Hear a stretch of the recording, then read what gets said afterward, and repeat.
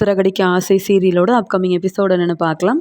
இங்கே ரோஹிணி மனோஜ் கிட்ட 1,00,000 ரூபா பணம் கேட்டதால் முதல்ல மனோஜ் தர மறுக்கிறாரு. அப்புறம் வேறு வழியே இல்லாமல் ரோஹிணியே கேட்டுட்டா. எனக்குன்னு ஒரு உதவின்னு சொல்லும்போது அம்மா கூட உதவி செய்ய மாட்டேங்கிறாங்க. ஆனால் ரோஹிணி தான் எனக்கு எப்பயுமே துணையாக இருக்கா, பக்கபலமாக இருக்கா. அவள் கேட்டு பணத்தை கொடுக்கலனா அப்புறம் ஏதாவது ஒரு சூழ்நிலை வரும்போது எனக்கு பண உதவி செய்யாமல் இருந்துட்டானா என்ன பண்ணுறதுன்னு தெரியலையேன்னு சொல்லிட்டு மனோஜ் ரோஹிணிக்கு 1,00,000 ரூபா பணம் தரேன்னு ஒத்துக்கிறாரு. அது மட்டும் இல்லாமல் நாளைக்கு கடையில் போய் இருக்கிற எல்லா கணக்கு வழக்கெல்லாம் பார்த்துட்டு மீதி இருக்கிற நம்மளுடைய லாபத்துலேருந்து பணத்தை கொண்டு வர ரோஹிணி அப்படின்னு சொல்கிறாரு. அடுத்த நாள் மனோஜும் கடைக்கு போயிட்டு அங்கே வேலை எல்லாத்தையுமே முடிச்சுட்டு வீட்டுக்கு வரும்போது பேக்கில் 1,00,000 ரூபா பணம் கொண்டு வந்தேன் அப்படின்னு ரோஹிணிக்கிட்ட சொல்கிறாரு.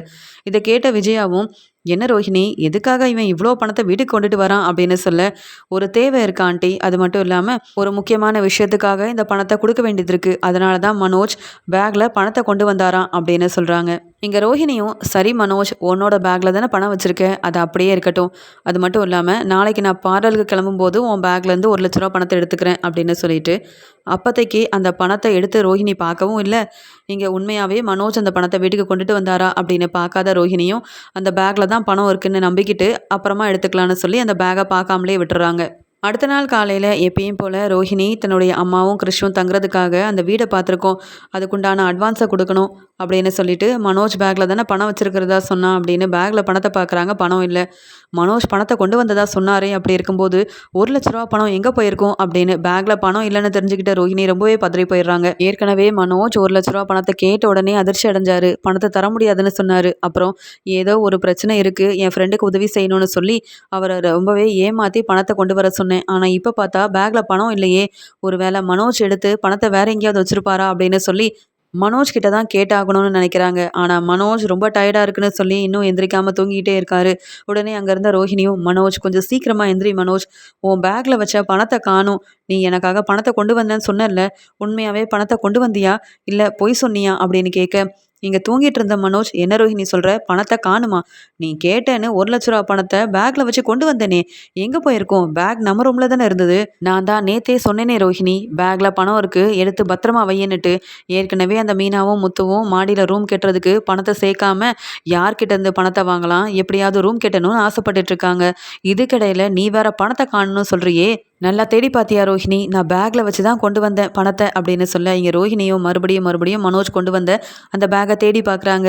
ஆனால் அதில் பணம் இல்லைன்னு தெரிஞ்சுக்கிட்டு ரோஹிணியும் மனோஜும் ரொம்பவே அதிர்ச்சி அடைகிறாங்க. இதுக்கிடையில் ரோஹிணி, இரு மனோஜ், இந்த விஷயத்த உடனே ஆண்டிக்கிட்டே சொல்லியே ஆகணும், அப்போ தான் வீட்டில் இருக்க யாரோதும் அந்த பணத்தை எடுத்திருக்காங்க, யாருக்கு பண தேவை இருக்கோ அவங்க தானே எடுத்திருப்பாங்க அப்படின்னு சொல்லவும், இங்கே ரோஹிணியும் ரொம்ப கோவமாக விஜயா கிட்டே இந்த விஷயத்த சொல்கிறாங்க. ஆண்டி, நேற்று உங்கள் பையன் 1,00,000 ரூபா பணத்தை கொண்டு வந்ததா சொன்னார்ல, உங்கள் முன்னாடி தானே சொன்னார் பேக்கில் பணம் இருக்குது, பத்திரமா எடுத்து வைன்னுட்டு.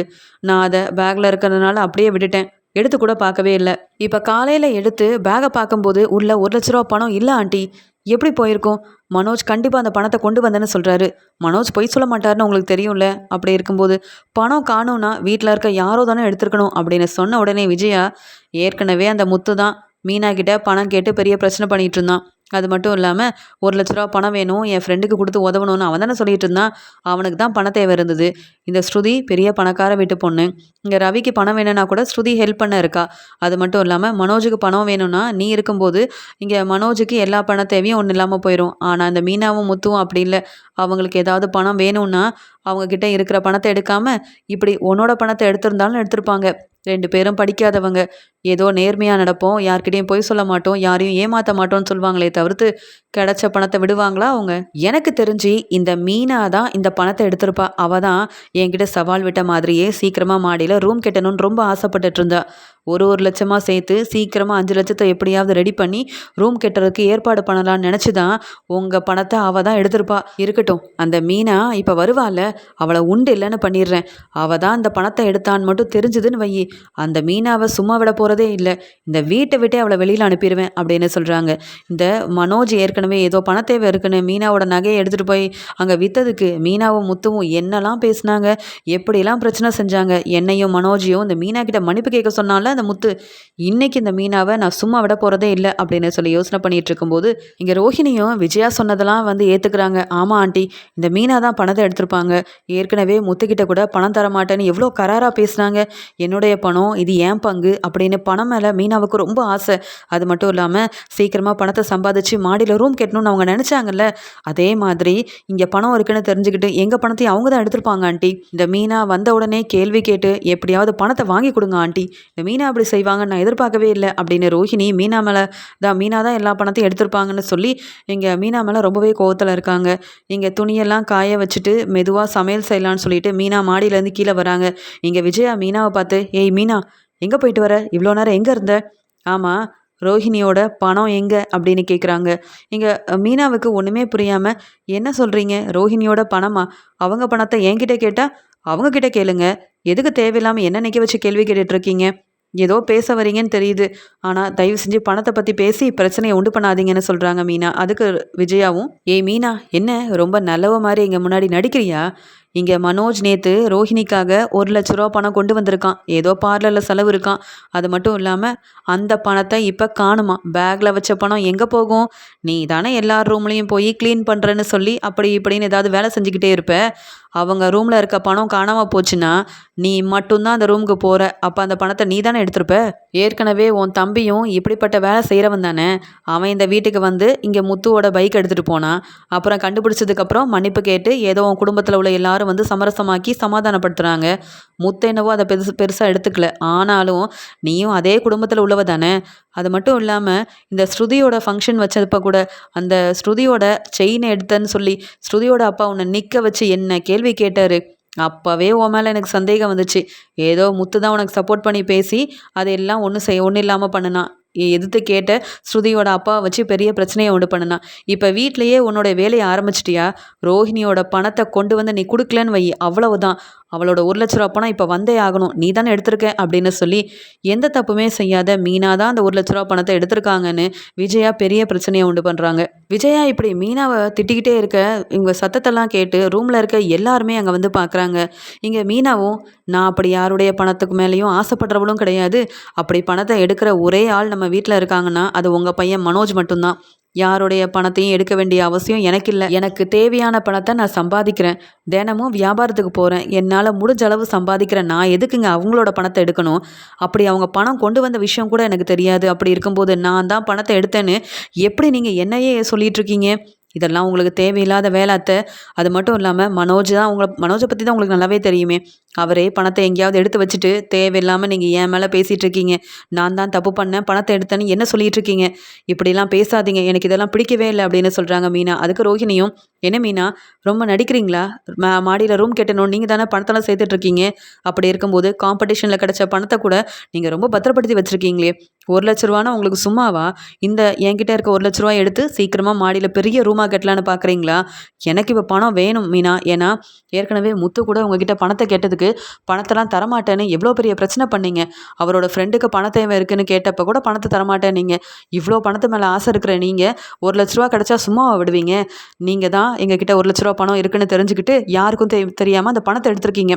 ஒழுங்கா பணத்தை திருப்பி கொடுங்க, இல்லைனா நான் சும்மா விடவே மாட்டேன். மனோஜ் ஏதோ உங்கள் நகையை தெரியாமல் எடுத்ததுக்கு எப்படிலாம் பிரச்சனை செஞ்சீங்க நீங்களும் முத்துவும். அப்படி இருக்கும்போது எங்கள் பணம் காணும்னா பண தேவை இருக்க நீங்கள் தானே எடுத்திருப்பீங்க. அதனால தான் கேள்விக்கு மேலே கேள்வி கேட்குறோம். நீங்கள் சும்மா சமாளிக்காமல் எடுத்த பணத்தை திருப்பி தாங்க. எங்களுக்கு எங்களுடைய 1,00,000 வேணும் அப்படின்னு சொல்லி ரொம்ப கோவமாக ரோஹிணியும் இங்கே மீனாவையே கேள்வி கேட்டுட்ருக்காங்க. உண்மையாகவே மனோஜ் பணத்தை கொண்டு வந்தாரா, இல்லை வந்து ஏதோ ஒரு மறதியில் வந்து பொய் சொல்லிட்டாரான்னு கூட விசாரிக்காமல் இங்கே மீனா மேலே தான் தப்பு இருக்குன்னு சொல்லி இங்கே விஜயாவும் ரோஹிணியும் நிற்க வச்சு கேள்வி கேட்டு ரொம்பவே அவமானப்படுத்திட்டு இருக்காங்க. இங்கே பதில் பேச முடியாமல் எவ்வளவோ எடுத்து சொல்லியும் இவங்க 2 பேரும் புரிஞ்சிக்க மாட்டேங்கிறாங்களே சொல்லி மீனாவும் அவங்க முன்னாடி அழுதுகிட்டே நிற்கிறாங்க. இங்கே அண்ணாமலை விஜயா கிட்டே, என்ன விஜயா இதெல்லாம்? மீனாவை பற்றி உனக்கு தெரியாதா? மீனா பொய் சொல்ல மாட்டா.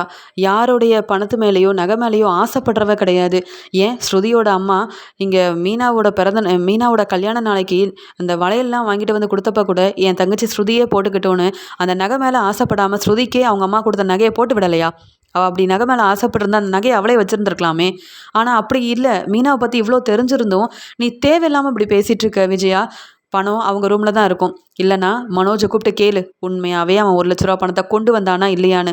உன் பையனை பற்றி தெரிஞ்சுக்கிட்டு அடுத்தவங்க மேலே தேவையில்லாமல் இப்படி தப்பான ஒரு விஷயத்த சொல்கிறல்ல, அதான் உன்னை பார்த்தாலே எனக்கு ரொம்ப கோபமாக வருதுன்னு சொல்ல.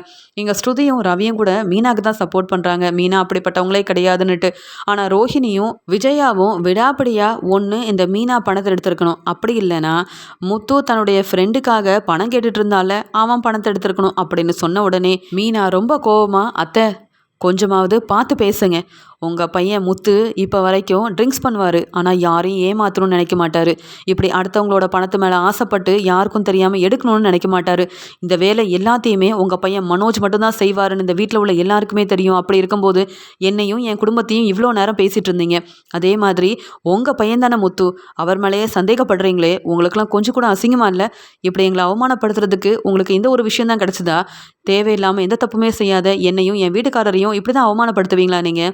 இவ்வளோ நேரம் நீங்கள் என்ன பேசிகிட்டு இருந்தீங்க, அதனால் நான் பொறுமையாக இருந்தேன். ஆனால் மறுபடியும் என் வீட்டுக்காரர் ஏதாவது சொன்னீங்கன்னா அப்புறம் அவ்வளவுதான்னு சொல்ல, உடனே விஜயா, ஏய் மீனா, பணத்தை திருப்பி கொடுக்கலனா முதல்ல வீட்டை விட்டு வெளியில் போ. ஏன்னா பணத்தை எடுத்துட்டு நீ இவ்வளோ பேசுவ, நாங்கள் பார்த்துட்டு சும்மா இருக்கணுமா? போடி வெளியில். ஒன்று எடுத்த பணத்தை திருப்பி கொடு, அப்படி இல்லைன்னா இவ்வளோ பேச்சு பேசுகிறல்ல, போ உன் அம்மா வீட்டில் போய் இரு. அந்த பணத்தை நீ எப்போ திருப்பி தரியோ அப்போ வரலாம் அப்படின்னு சொல்லிடுறாங்க. இங்கே விஜயா எப்படியாவது மீனா முத்துவை பிரித்து மீனாவை வீட்டை விட்டே வெளியில் அனுப்பணும் அப்படின்ற திட்டத்தை ஏற்கனவே போட்டுட்டு இருந்தாங்க. இந்த ஒரு பிரச்சனையை பெருசாக்கி இதை ஒரு காரணமாக்கி எப்படியாவது மீனாவை வெளியில் அனுப்பிடணும். இந்த மீனா பணத்தை எடுத்தாலோ இல்லையோ, ஆனால் மீனா தான் பணத்தை எடுத்தான்னு சொல்லி அவளை வீட்டை விட்டு வெளியில் அனுப்பியாச்சுன்னா அவமானப்பட்டு போன மீனா மறுபடியும் வீட்டு பக்கமே வரமாட்டா அப்படின்னு சொல்லி ஒரு திட்டத்தை போட்டு இங்கே விஜயாவும் மீனாவை வீட்டை விட்டு வெளியில் போயே ஆகணும்னு சொல்கிறாங்க.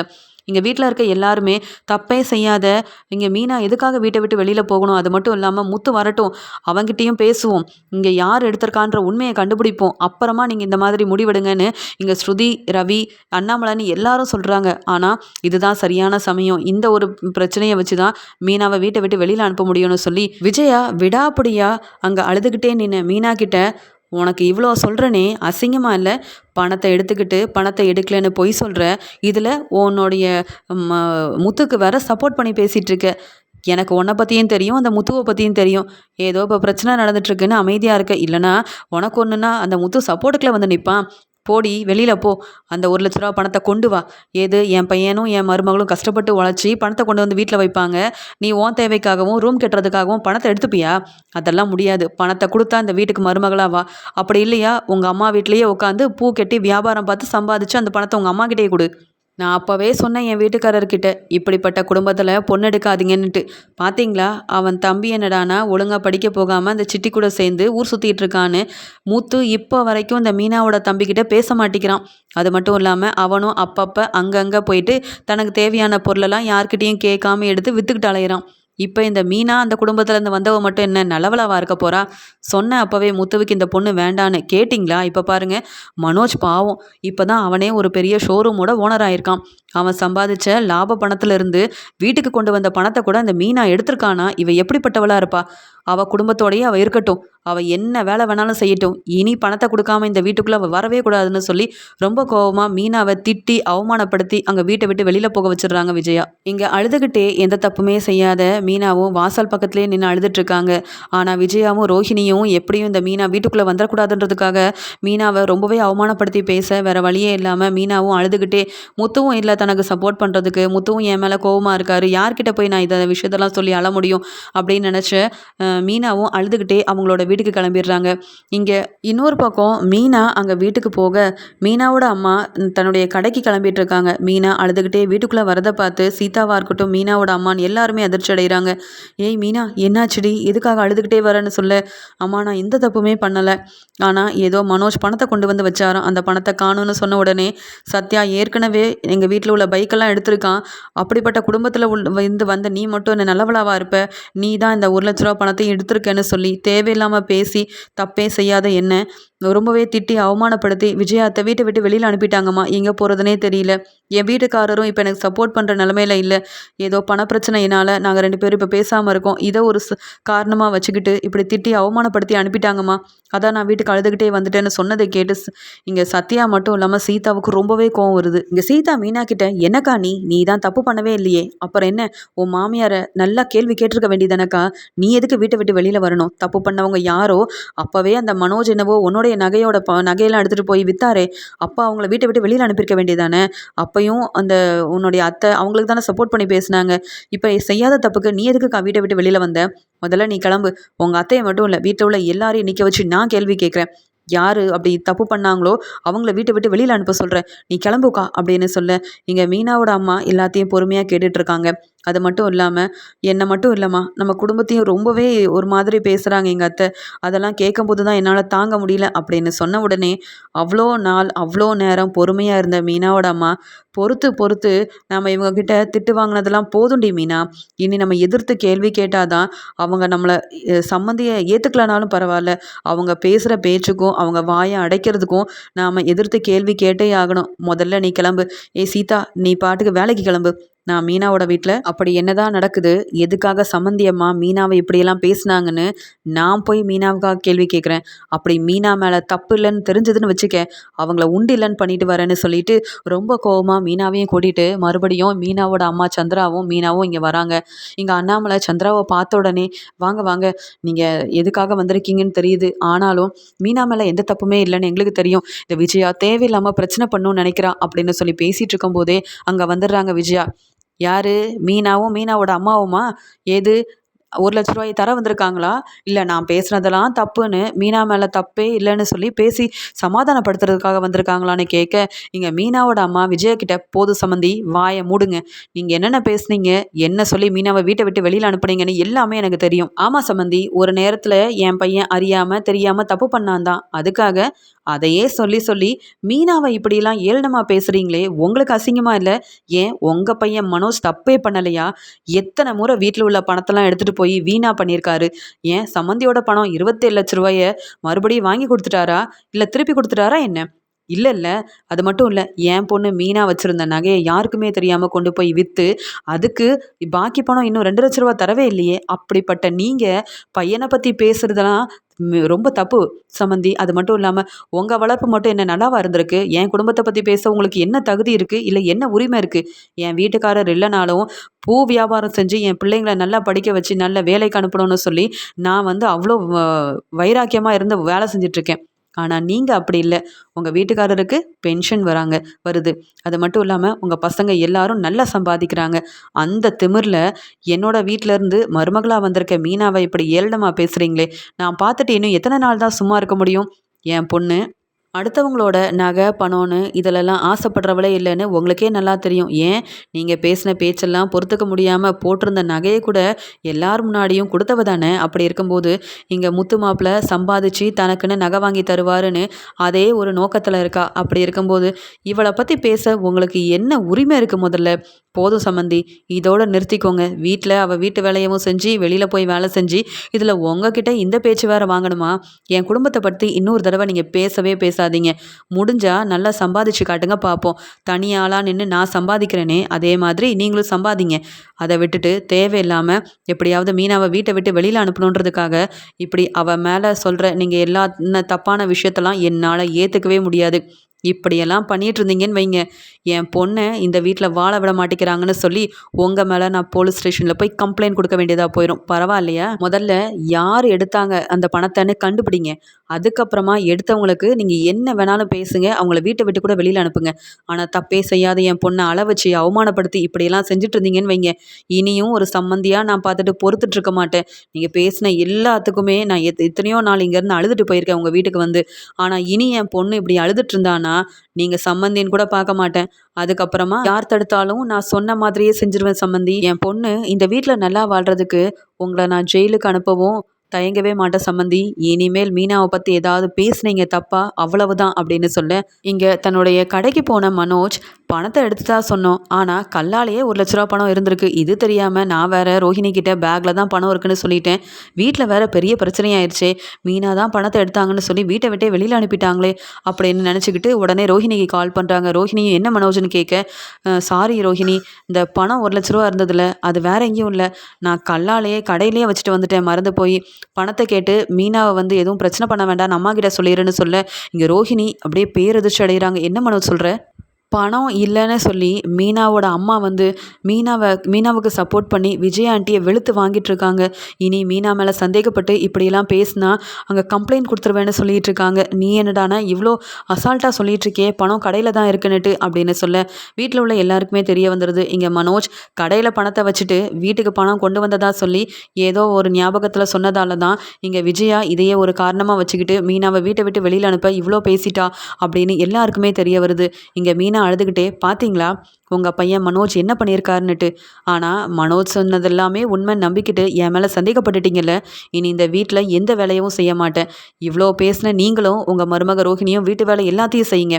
அது மட்டும் இல்லாமல் அப்படியே ஏதாவது பொய் சொல்லி என்னை வீட்டை விட்டு நீங்கள் வெளியில் அனுப்பணும்னு நினச்சாலும் எங்கள் அம்மா சொன்ன மாதிரியே உங்கள் மேலே கம்ப்ளைண்ட் கொடுப்பேன். மற்ற 2 மருமக நல்ல பணக்கார வீட்டு பொண்ணுங்கன்னுட்டு அவங்களுக்கு எந்த விதமான ஒரு வேலையும் கொடுக்காம அவங்கள ரொம்ப நல்லபடியாக வச்சுக்கிட்டு என்னை வேலை வாங்குறது மட்டும் இல்லாமல் வீட்டு வேலையும் செய்ய வச்சு, அது மட்டும் இல்லாமல் பொய்யா என்னை வீட்டை விட்டு வெளியில் அனுப்ப நீங்கள் திட்டம் போடுறீங்கன்னு சொல்லுவேன்.